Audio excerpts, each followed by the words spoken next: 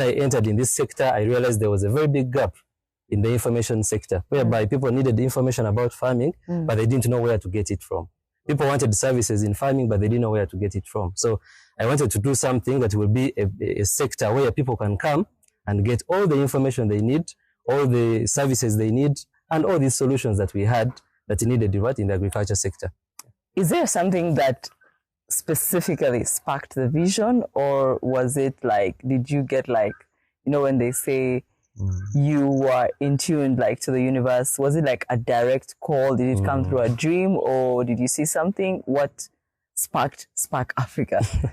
So first of all, I actually don't have a very clear explanation of how it came. Okay. That is why my story is a bit unique. I call it a God-given vision. Because even when I was growing up, I didn't see myself into agriculture. I was this smart guy, this mathematician. I was a very good mathematician. And everyone thought I would become this guy who is in UBOS, where, Bank of what. So I didn't see it coming.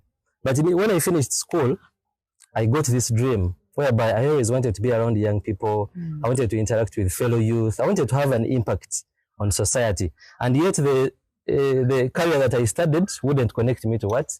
To people. So it is how the dream came. It was all of a sudden, and I said, let me try out agriculture. Let me go into farming. And I did my first trials when I was even still in the bank. I was working in the bank.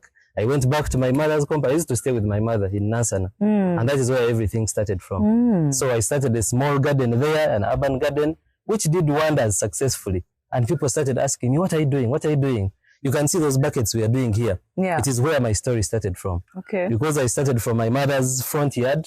I did the gardens in buckets, in sacks and everything. Are those gardens still there? No, we a bit shifted from that place. Completely. But that is where the story started from a small garden at home, which people actually showed interest in.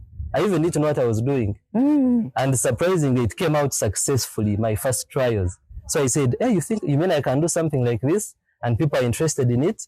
Now that is where the dream started manifesting from. So the people were coming for skills training, or to buy the things that you were growing, or what were Actually, what happened is that I used to post my pictures on Facebook. By then we were using Facebook a lot in 2017. So I posted my pictures on Facebook thinking I was doing something, ordinary, something normal, not knowing that it was something unique. So people started calling me, Alan, we need to come and see what you're doing. I said, why do you want to come and see? I'm just doing my own stuff here. So there's one time that someone called me and brought people to train. It was a member of parliament who they paid? Yeah. Actually, that was my turning point. Let me tell you the story. So this is a lady, she's a member of parliament for Entebbe municipality. She's also a minister, actually. So she called me, said, I saw you